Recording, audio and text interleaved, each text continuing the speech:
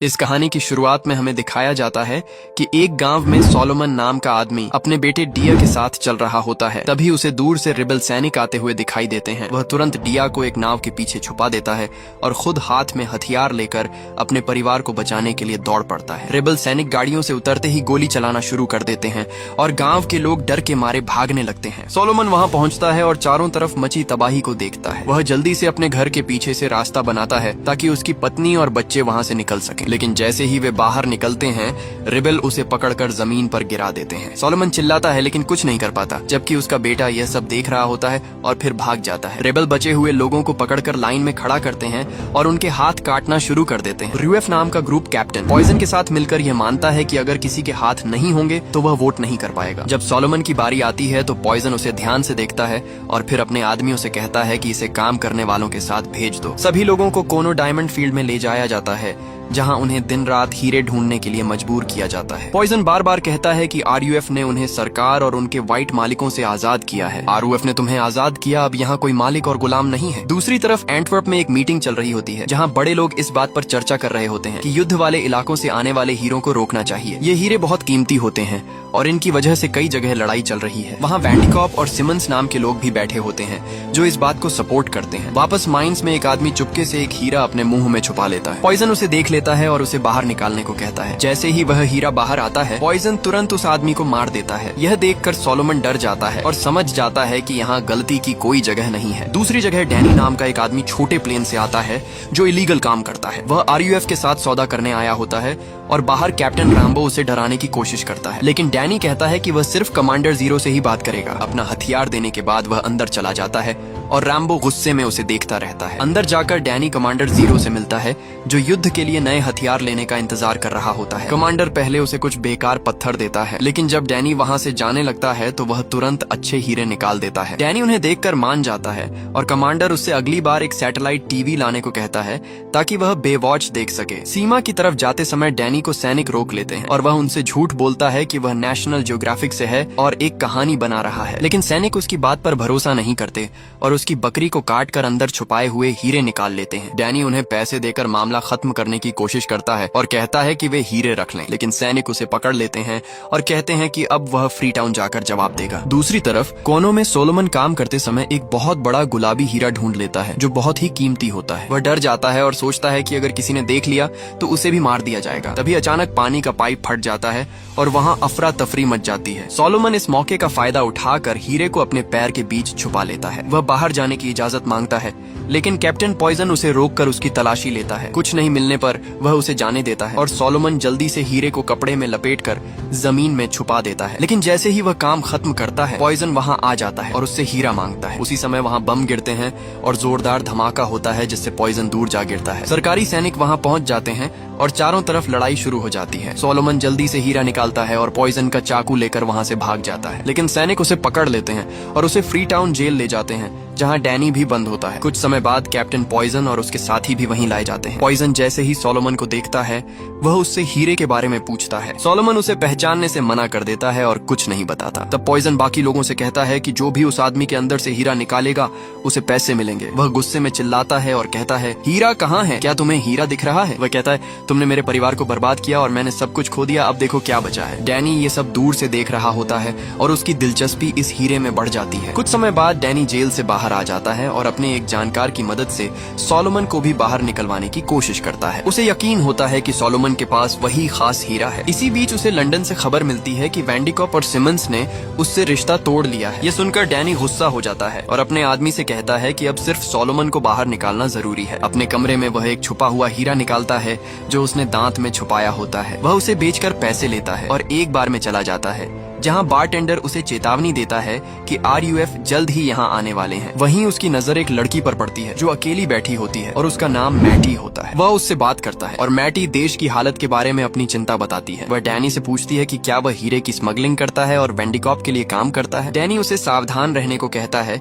लेकिन वह बार बार सवाल करती रहती है। वह कहती है कि दूसरे देशों में लोग हीरों को सिर्फ दिखावे के लिए खरीदते हैं, लेकिन यहाँ ये मौत का कारण बनते हैं। डैनी समझ जाता है कि वह एक जर्नलिस्ट है और ज्यादा बात करने से बचता है। मैटी कहती है कि पास के देश लिबेरिया ने हीरो से बहुत पैसा कमाया है जबकि सियरा लियोन में लोग मर रहे हैं। वह सच्चाई जानना चाहती है और वांडिकॉप का नाम सामने लाना चाहती है। वह डैनी से कहती है कि उसे सब पता है, इसलिए उसकी मदद करे। कुछ समय बाद डैनी अपने घर जाता है तो देखता है कि उसका सामान टूटा हुआ है। वह अपने पुराने दोस्त कॉर्डेल से मिलता है जो पहले सेना में उसके साथ था। दोनों के बीच बात होती है और डैनी उसे मारकर कहता है कि कर्नल को बोल दे कि पैसे जल्दी मिल जाएंगे। दूसरी तरफ सोलोमन जेल से बाहर आता है और सबसे पहले अपने परिवार को ढूंढने निकलता है। वह एक जगह रेफ्यूजी लिस्ट देखता है लेकिन उसे अपने परिवार का नाम नहीं मिलता। वह मदद मांगता है लेकिन उसे कहा जाता है कि दूसरे शहर जाकर देखो। वह पहले ही कई जगह ढूंढ चुका होता है, इसीलिए वह बहुत परेशान हो जाता है। इसी समय उसका बेटा डिया गांव के लोगों के साथ पहाड़ों में छुपने जाता है लेकिन रिबेल उसे ढूंढ लेते हैं और उसे पकड़कर अपने साथ ले जाते हैं। उसकी माँ उसे बचाने की कोशिश करती है लेकिन कुछ नहीं कर पाती। दिया को RUF कैंप में ले जाया जाता है जहाँ उसे एक सैनिक बनने की ट्रेनिंग दी जाती है। उसे मारा जाता है और सिखाया जाता है कि उसके माता पिता कमजोर हैं। उसे कहा जाता है कि अब वह बच्चा नहीं रहा बल्कि एक मजबूत आदमी है। उसे आंखों पर कपड़ा बांधकर एक बुरा काम करने को कहा जाता है। जब कपड़ा हटता है तो वह डर जाता है क्योंकि उसके सामने एक मरा हुआ इंसान होता है। रात को कैप्टन पॉइजन उसके पास आता है और कहता है कि अब वह उनका सैनिक है। वह उसे लालच देता है और कहता है कि अब उसका ख्याल रखा जाएगा। उधर डैनी फिर से मैटी से मिलता है और दोनों साथ में समय बिताते हैं। मैटी उससे फिर वांडिकॉप के बारे में पूछती है लेकिन डैनी कुछ नहीं बताता। वह कहती है कि लोग मर रहे हैं और उसे इसकी परवाह नहीं है। डैनी कहता है कि उसकी कहानी से कोई युद्ध नहीं रुकेगा। अगले दिन फ्री टाउन में हालात खराब हो जाते हैं और लोग भागने लगते हैं। विदेशी लोगों को वहां से निकलने को कहा जाता है क्योंकि खतरा बढ़ रहा होता है। इस बीच डैनी सोलोमन को ढूंढ लेता है और उससे एक सौदा करने की बात करता है। वह कहता है कि एक सही हीरा उन्हें आजादी और सुरक्षा दे सकता है लेकिन सोलोमन कहता है कि उसे सिर्फ अपना परिवार चाहिए। डैनी वादा करता है कि वह उसके परिवार को ढूंढने में मदद करेगा अगर वह हीरे के बारे में बताए। तभी अचानक शहर में हमला शुरू हो जाता है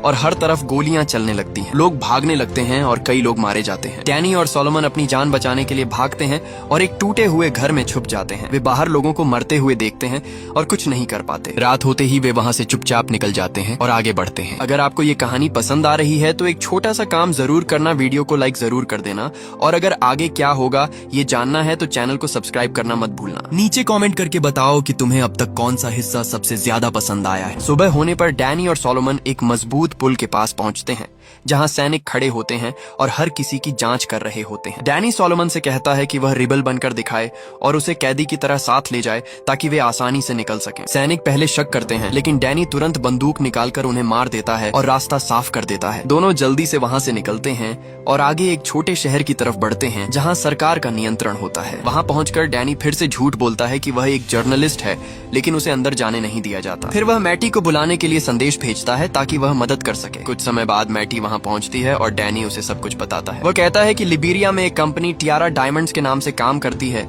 जो उसके जैसे लोगों से हीरे खरीदती है। ये कंपनी वांडिकॉप के साथ मिलकर काम करती है और इलीगल हीरो को बाहर भेजती है। मैटी ये सब सुनकर समझ जाती है कि ये बहुत बड़ी खबर है। वह अपने कॉन्टैक्ट्स की मदद से सोलोमन के परिवार को ढूंढने की कोशिश करती है। कुछ समय बाद उन्हें पता चलता है कि उसका परिवार गिनी के एक रेफ्यूजी कैंप में है। सोलोमन वहां पहुंचता है और अपनी पत्नी और बेटी को देखकर खुश हो जाता है लेकिन सोलोमन अपने बेटे डिया को ढूंढता रहता है। जब उसे डाया नहीं मिलता तो उसकी पत्नी रोते हुए बताती है कि उसे RUF उठा कर ले गए। ये सुनकर सोलोमन टूट जाता है और जोर जोर से अपने बेटे को पुकारने लगता है। सैनिक उसे पीछे हटाते हैं और उसे वहां से जाने को कहते हैं। वापस आते समय मैटी बताती है कि कैंप वाले डरते हैं कि रिबेल अंदर घुस सकते हैं इसलिए परिवार को बाहर नहीं जाने देते। अब सोलोमन डैनी को उस जगह के बारे में बताता है जहां उसने हीरा छुपाया था। मैटी इस बात से थोड़ी नाराज होती है क्योंकि उसे लगता है कि डैनी सिर्फ हीरे के पीछे है। वापस आने के बाद डैनी उससे हीरे की पूरी जानकारी मांगता है लेकिन सोलोमन सिर्फ अपने बेटे के बारे में बात करता है और कहता है कि वह डॉक्टर बनना चाहता था। वह रोज कई किलोमीटर चलकर पढ़ने जाता था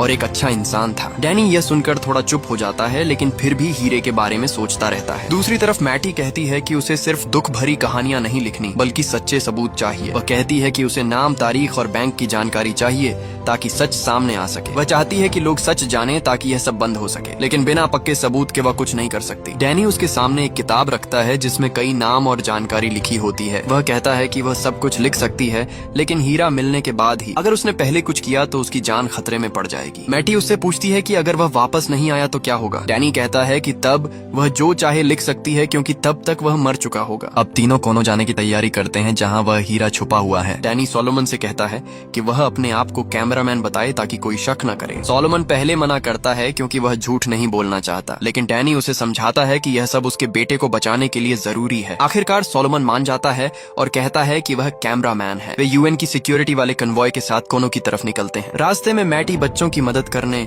और उनकी कहानी बताने की बात करती है। डैनी मजाक में उसकी तारीफ करता है और हल्का माहौल बनाने की कोशिश करता है, लेकिन सब जानते हैं कि आगे का रास्ता बहुत खतरनाक होने वाला है। रास्ते में उनका कॉन्वॉय एक एम्बुलेंस के पास रुकता है जिसे RUF ने घेर लिया होता है और वहाँ कई लोग मरे पड़े होते हैं। वे हालात देखने ही वाले होते हैं कि अचानक चारों तरफ से गोलियां चलने लगती हैं और सब लोग भागने लगते हैं। डैनी सोलोमन को पकड़कर पीछे की तरफ दौड़ता है, लेकिन एक रिपोर्टर उसे बस में चढ़ने नहीं देता और कहता है कि जगह नहीं है। मजबूरी में डैनी, सोलोमन और मैटी दूसरी गाड़ी में बैठकर वहां से निकलते हैं और अपनी जान बचाते हैं। दूसरी तरफ RUF कैंप में डिया अब पूरी तरह से उनके साथ रहने लगता है और उसे नया नाम सीमी नो मोर दिया जाता है। वह बाकी बच्चों के साथ मिलकर गांव पर हमला करता है और बुरे काम करने लगता है। उधर डैनी और सोलोमन फिर से रास्ते में फंस जाते हैं जब रिबेल उनकी बस पर हमला कर देते हैं। रिबेल सभी लोगों को मार देते हैं और पीछे से सैनिकों के साथ लड़ाई शुरू हो जाती है। उनका ड्राइवर मारा जाता है और डैनी जल्दी से गाड़ी संभाल लेता है और तेज स्पीड से वहां से निकलता है। वह एक गांव के बीच से गाड़ी भगाता है और रिबेल उनके पीछे लगे रहते हैं। आखिर में गाड़ी खराब हो जाती है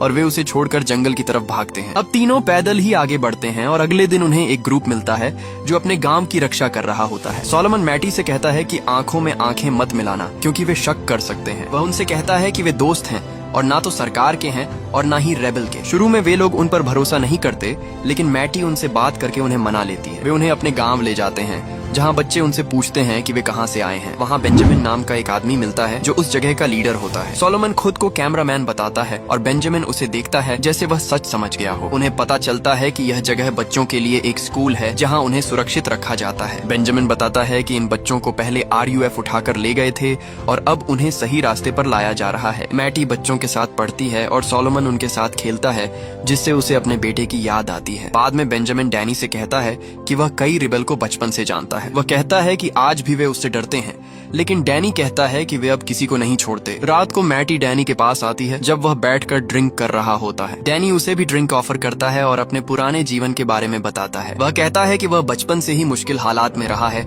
और उसने बहुत कुछ देखा है। जब मैटी उससे पूछती है कि क्या वह सोलोमन से हीरा ले लेगा, तो वह कहता है कि यही उसका रास्ता है यहाँ से निकलने का। वह अपने माता पिता के बारे में बताता है और कहता है कि उसने बहुत दर्द देखा है। वह कहता है कि कभी कभी उसे लगता है कि भगवान ने इस जगह को छोड़ दिया है। मैटी उसकी बात सुनकर उसका हाथ पकड़ती है और दोनों कुछ देर चुप रहते हैं। अगली सुबह बेंजामिन उन्हें आगे ले जाने के लिए गाड़ी तैयार करता है और वे अपने सफर पर निकलते हैं। रास्ते में अचानक कुछ छोटे सैनिक उनके सामने आ जाते हैं और उन्हें रोक लेते हैं। डैनी कहता है कि गाड़ी आगे बढ़ाओ, लेकिन बेंजामिन मना कर देता है क्योंकि वे बच्चे होते हैं। वह उनसे बात करने की कोशिश करता है, लेकिन वे कहते हैं कि सिर्फ RUF ही यहाँ से गुजर सकते हैं। अचानक उन बच्चों में से एक गोली चला देता है और बेंजामिन को लग जाती है जिससे वह गिर जाता है। डैनी तुरंत गुस्से में आता है और उन्हें डराता है, फिर गाड़ी तेजी से आगे ले जाता है। मैटी जल्दी से बेंजामिन के घाव को दबाकर खून रोकने की कोशिश करती है। वे किसी तरह कोनो के पास बने एयर स्ट्रिप तक पहुंचते हैं जहां डॉक्टर तुरंत बेंजामिन को ले जाते हैं। वहीं कॉर्डेल आता है और मैटी से कहता है कि वह बाकी लोगों के साथ यहाँ से निकल जाए, लेकिन डैनी कहता है कि मैटी उसके साथ रहेगी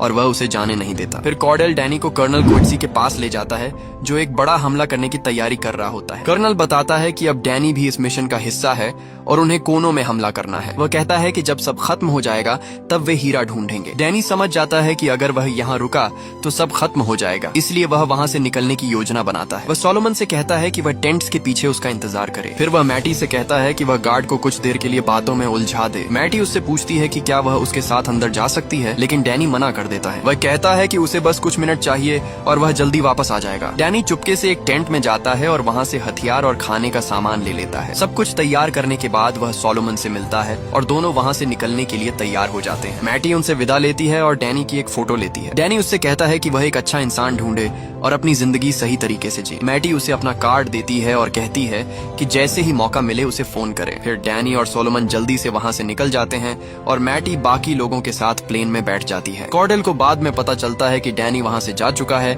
लेकिन तब तक देर हो चुकी होती है। अब डैनी और सोलोमन कोनों की तरफ पैदल सफर शुरू करते हैं और रास्ते में नदियां पार करते करते हैं। डैनी बार बार सोलोमन से हीरे की जगह के बारे में पूछता रहता है ताकि वह कुछ भूल न जाए। रात के समय एक RUF की गाड़ी उनके पीछे आती है, जिससे वे दोनों जल्दी से झाड़ियों में छुप जाते हैं। छुपते समय सोलोमन को एक लड़का दिखाई देता है जो उसे अपने बेटे डिया जैसा लगता है। वह बिना सोचे समझे उसे आवाज देता है और यही उनकी बड़ी गलती बन जाती है। रेबल तुरंत रुक जाते हैं और उनकी तरफ गोलियां चलाने लगते हैं। डैनी सोलोमन को पकड़कर जंगल की तरफ भागता है और दोनों अपनी जान बचाने की कोशिश करते हैं। वे जमीन पर गिरकर पेड़ों के पीछे छुप जाते हैं और किसी तरह बच जाते हैं। सुबह होने पर डैनी उसे सख्ती से कहता है कि अगर उसने फिर ऐसा किया तो वह उसे नहीं बचाएगा। कुछ देर बाद वे एक गांव पहुंचते हैं जहां चारों तरफ लाशें पड़ी होती हैं। ये साफ दिखता है कि यह RUF का हमला था और वहां सब कुछ खत्म हो चुका है। एक आदमी जो बचा होता है वह बताता है कि रेबेल आगे वाले गांव में है। ये सुनकर दोनों आगे बढ़ते हैं, लेकिन सोलोमन रास्ते से हटकर अपने बेटे को ढूंढने की कोशिश करता है। सोलोमन रास्ते से हटकर पास के गांव की तरफ जाने लगता है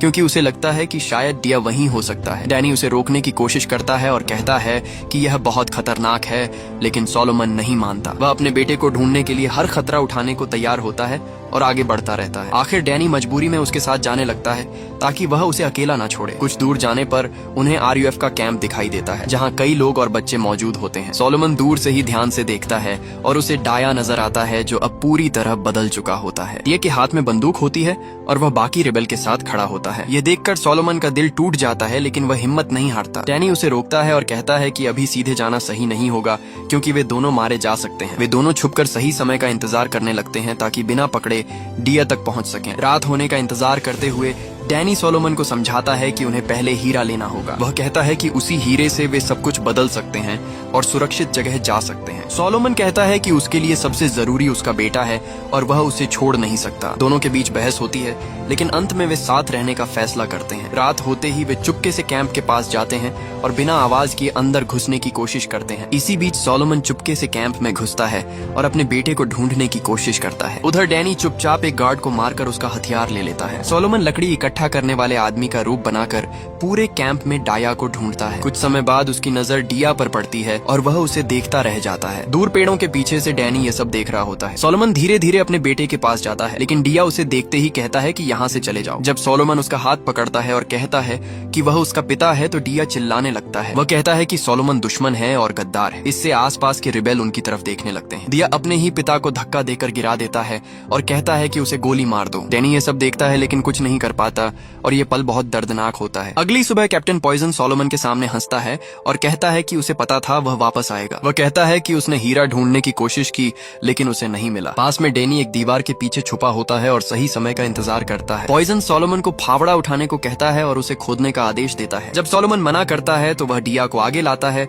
और उसके परिवार को नुकसान पहुंचाने की धमकी देता है। वह कहता है कि वह उसकी पत्नी और बेटियों को नुकसान पहुंचाएगा। यह सुनकर सोलोमन मजबूर होकर फावड़ा उठा लेता है और खोदना शुरू करता है। तभी अचानक ऊपर से हमला होता है और मिसाइल्स गिरने लगते हैं। हेलीकॉप्टर से गोलियां चलती हैं और पूरा कैंप हिल जाता है। रेबेल डरकर भागने लगते हैं और हर तरफ अफरा तफरी मच जाती है। इसी मौके का फायदा उठाकर डैनी बाहर आता है और हमला करने लगता है। हेलीकॉप्टर में कॉर्डेल कर्नल को बताता है कि डैनी नीचे हो सकता है, लेकिन कर्नल को कोई फर्क नहीं पड़ता। वह कहता है कि सबको मार दो और किसी को मत छोड़ो। उधर पॉइजन डाया को लेकर भागने की कोशिश करता है, लेकिन सोलोमन उसे पकड़ लेता है। दोनों के बीच जोरदार लड़ाई होती है और सोलोमन गुस्से में उसे मारता रहता है। आखिरकार वह पॉइजन को मार देता है और अपने परिवार का बदला ले लेता है। डैनी लगातार रिबेल पर गोली चलाता रहता है और फिर उसे डाया दिखाई देता है जो डर के मारे चिल्ला रहा होता है। वह उसका नाम लेकर उसे बुलाता है, लेकिन डिया वहां से भागने लगता है। डैनी उसके पीछे जाता है और उसे बचाने की कोशिश करता है ताकि उसे कोई गोली ना लगे। उधर माइन के पास से भागने वाले रिबेल को सैनिक घेर लेते हैं और उन्हें मार दिया जाता है। कुछ देर बाद हेलीकॉप्टर नीचे उतरता है और कर्नल कोएट्सी अपने लोगों के साथ वहां पहुंचता है। डैनी उससे बात करके सौदा करने की कोशिश करता है, लेकिन कर्नल उसकी बात नहीं मानता। वह कहता है कि अब डैनी के पास कोई ताकत नहीं है और वह कुछ नहीं कर सकता। डैनी कहता है कि अगर ऐसा हुआ तो वह कभी हीरा नहीं ढूंढ पाएंगे। तब कर्नल कहता है कि वह उसे सोलोमन तक ले जाएगा जो खुद ही सब बता देगा। डैनी सोलोमन के पास जाता है और उससे हीरे की जगह बताने को कहता है, लेकिन सोलोमन मना कर देता है और कुछ नहीं बताता। फिर डैनी वापस कर्नल के पास जाकर नया सौदा करता है और कहता है कि अगर सोलोमन बताएगा तो ही सब होगा। दोनों के बीच हिस्सा बांटने की बात होती है और आखिरकार वे मान जाते हैं। इसके बाद डैनी डिया को पकड़ कर लाता है और कर्नल से कहता है कि वह से इस्तेमाल कर सकता है। वह कहता है कि सोलोमन अपने बेटे के लिए कुछ भी करेगा। डिया की जान खतरे में देखकर सोलोमन मजबूर हो जाता है और उन्हें हीरे की जगह बताने को तैयार हो जाता है। वे सब नदी के पास पहुंचते हैं जहां हीरा छुपा होता है। वहीं कॉर्डेल डैनी पर बंदूक तानता है जब वह स्मोक मांगता है। डैनी समझ जाता है कि जैसे ही हीरा मिलेगा वे उसे मार देंगे। वह धीरे से सोलोमन को इशारा करता है कि सावधान रहे। सोलोमन जमीन खोदना शुरू करता है